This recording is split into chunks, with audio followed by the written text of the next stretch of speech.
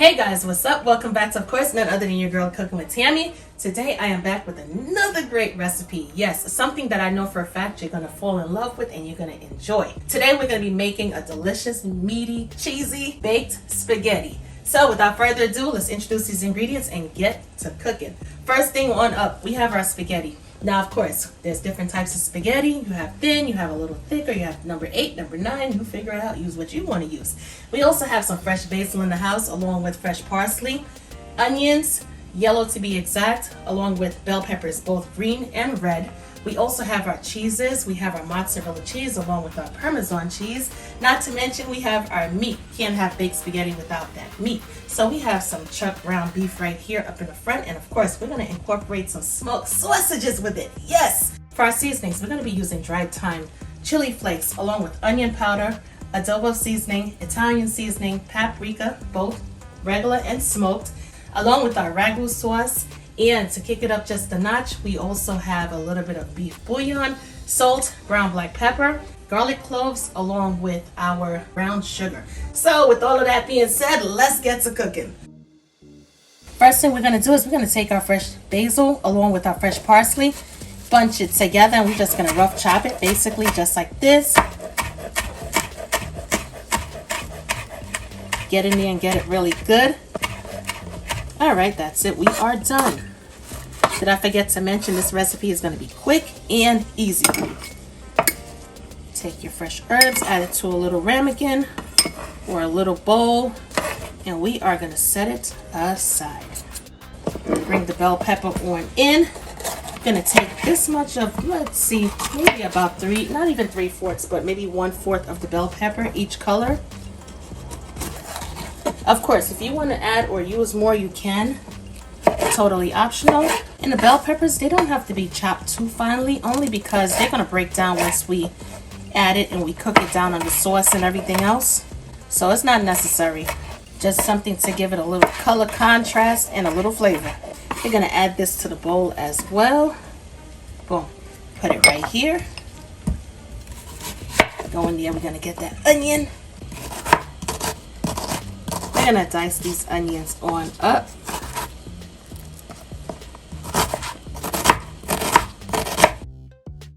Okay, perfect. Gonna put it in a ramekin just like this. Make sure you rinse all of your veggies off. Rinse it off really good. Gonna take that little part right there off the garlic. To make the cutting process a lot easier when it comes to the garlic, take the back of your knife and just smash it on out like that. And trust me, it keeps the garlic from bouncing around all over the cutting board. It makes cutting it or chopping it up so much more easier. And it also gets in there and releases those extra flavors that we love so much. Boom.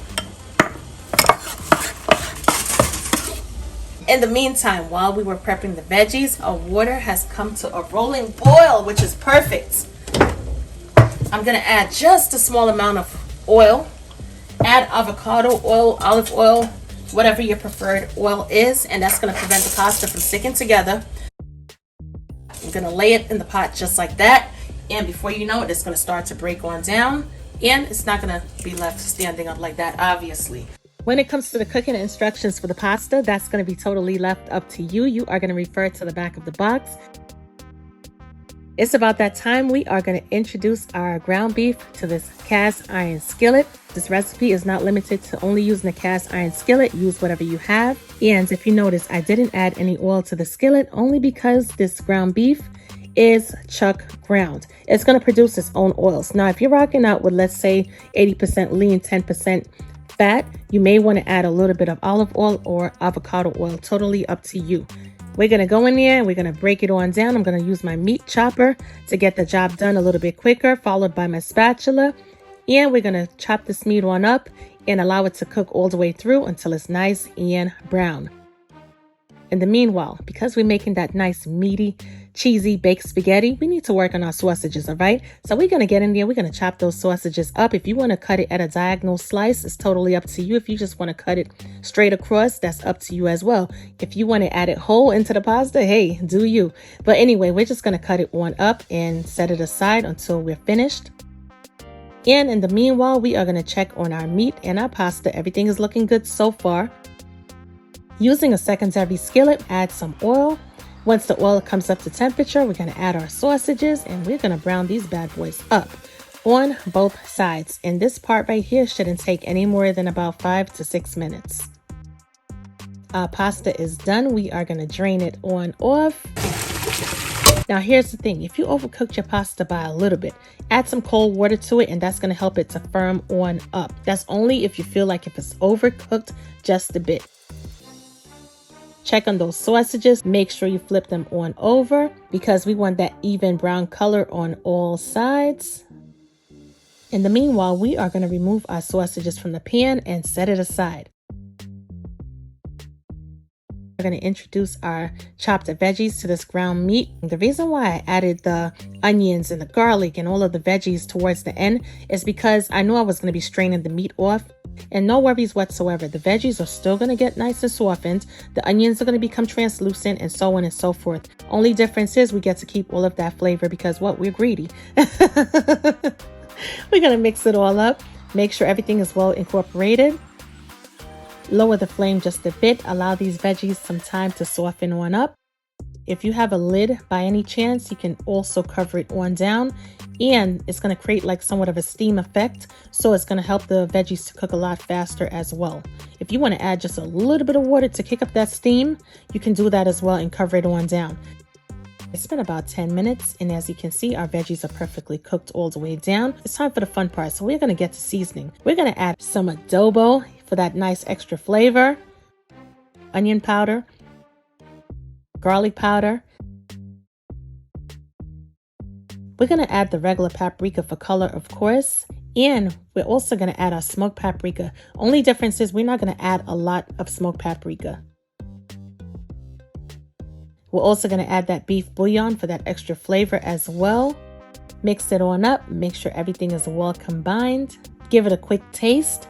And I'm going to add a little bit more adobo just for that extra flavor. Mix it up and combine it once again. And I'm also going to add a small pinch of salt along with the ground black pepper. At this point in time, you're going to get your favorite brand of tomato saucy sauce. We're going to add it to the meat.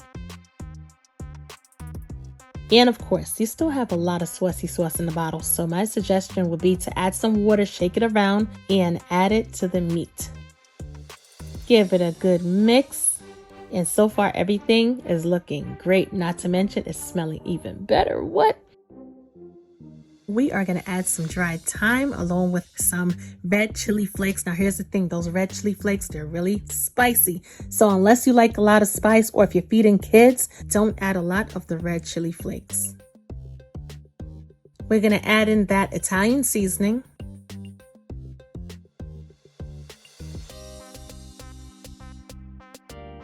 And now will be the perfect time to add those sausages to the pan. We're going to mix it up really good, and this pasta sauce is going to be epic. To cut down on that acidity, because we love to eat pasta around here, and I know every one of you guys do as well. We're going to add some brown sugar. If you got regular granulated sugar, you can add that as well, all right? But we're going to add some sugar to neutralize some of that acidity. Trust me, it works. I learned that trick from my grandmother, who's been doing it for about 100 years, all right? And it really does work. So if you really want to go in on that pasta and have second, thirds, fourth, and fifths, you need to add a little bit of sugar. I'm not saying add a ton of sugar as if you're making fruit punch to make it extremely sweet. That's not what we're doing. We're adding enough not to make it sweet, but to neutralize the acidity of the tomatoes. We're going to add our fresh herbs, which is our parsley and our basil. Lower the heat and allow it to come to a slow simmer. And that should take, I would say, about 5 to 10 minutes. Check on your saucy sauce from time to time because we don't want our sauce to dry on out, all right? So make sure everything is good. If you need to add a little bit more pasta sauce, definitely go ahead and add it as well. Check it on out, guys. Our meat is finished. Yes, our meat sauce is looking good, and I can guarantee you it tastes even better. All right, we're gonna go ahead and grab our casserole dish, and we're gonna line it with some of that delicious meat sauce. Yes, we are. We're gonna make sure we add enough in there. Why are we adding the sauce? Why is it important? Only because we don't want our pasta to stick to the bottom. So we're gonna add just a good amount, spread it on out. And once you're done, the remaining saucy sauce, you're gonna add the pasta to it. And we're gonna incorporate it, mix it all in really, really good. Make sure you get it good. You want all of that meat to be literally evenly distributed throughout the pasta. No doubt about it. And once we're done, we're gonna take a good layer of pasta and we're gonna add it on top of the meat.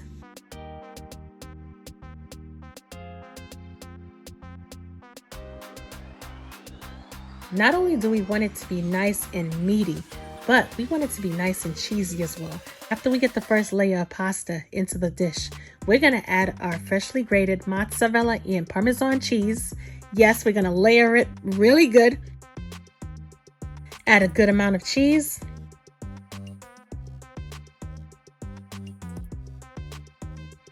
Once we're finished, add some more pasta to the top.